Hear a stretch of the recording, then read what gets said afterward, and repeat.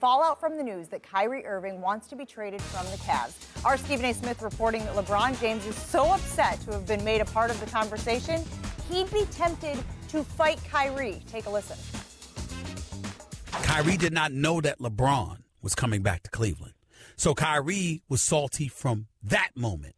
Now, it doesn't mean that they had a contentious relationship. They've talked on many occasions. According to my sources, LeBron James has tried to appease him at every turn. A matter of fact, I had sources in LeBron James' camp literally tell me, and I'm quoting, if Kyrie Irving was in front of LeBron James right now, LeBron James would be tempted, quote, to beat his ass. LeBron James' beef with Kyrie has nothing to do with Kyrie wanting to be traded. LeBron's problem, according to what I'm being told, is that LeBron is upset that Kyrie has made him a subject to be broached in regards to Kyrie's desires to move out. Interesting take there. Your take on that information? Well, it's hard to believe. I mean, I totally believe Stephen A., and I totally believe that LeBron's camp said this to Stephen A. What I have a hard time believing that it's a genuine anger coming from LeBron and his camp. Like, what did they expect? Any trade demand coming out of Cleveland is going to involve some implication, some relationship, some offshoot of LeBron James. So I come out at this, I'm like, they're not surprised. Like, anger and wanting to, what did Stephen A. say? He said beat his ass. Okay. So but I don't mean to cut you off. No. This is what I like about Jen. Jen's so sweet, and she's like, he would want to fight him. That's two different things, right? Like, if I want to fight you, it's like, hey, we gonna square up. I could lose, I could win, but we gonna settle this. When you say you want to beat somebody's, what? That means it ain't finna be no competition. That means you're well, coming in from the beginning and you're dominating. Okay, I'm sorry. Well, there wouldn't be. I mean, look. It's an important distinction. We appreciate that, right? Look, we can handle that in the B block if you want, but Kyrie versus LeBron in a fisticuffs, I'm taking LeBron hands down. So it would not be a competition.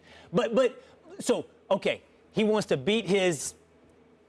That implies some level of surprise. I mean, it implies anger, it implies surprise, and I just can't believe that LeBron in any way would be surprised that his name would be brought into this idea. First of all, I don't think anybody in Cleveland is that surprised of Kyrie's trade demands, number one.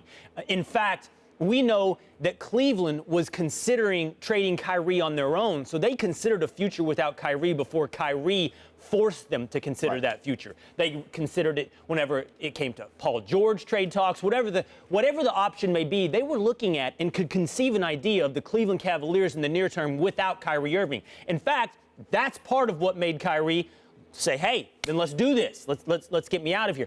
But LeBron being upset that Kyrie's saying, no. One of the reasons that I want to be traded is because I want outside of LeBron's shadow, because I want to play a faster pace of ball, because of instability perhaps, although Kyrie hasn't said this, but we can all infer it, instability on LeBron's future. LeBron has to know that is one of the reasons someone would want to be outside of LeBron. He has to, in fact, know that's got to be part of Kyrie's mindset. Otherwise, you have no thumb on the pulse, no finger on the pulse of your own team over an 82-game plus long postseason schedule. How could LeBron not know that? So what I'm rejecting is this idea that LeBron is somehow surprised at where Kyrie's brain is today, where Kyrie's mindset is today. And what that tells me is this. Going forward, this team is so dysfunctional now, so on separate pages, I don't know how it can continue to exist. I don't know how these two athletes can reconcile. I understand that status quo is always the easiest bet. It is. It's easier to think of these two guys and this team playing together in 2017-18 than conceiving Kyrie on the Boston Celtics or anywhere else. Easiest is status quo. However, I don't see status quo producing the kind of seasons it has in the past. I don't see these two guys coexisting. I don't see them being dominant in the East. I don't see them being a title contender together. Well, the problem with all these camps and the different sources saying things is exactly what you said yesterday. You wanted to hear from Kyrie. In this case, I want to hear from LeBron.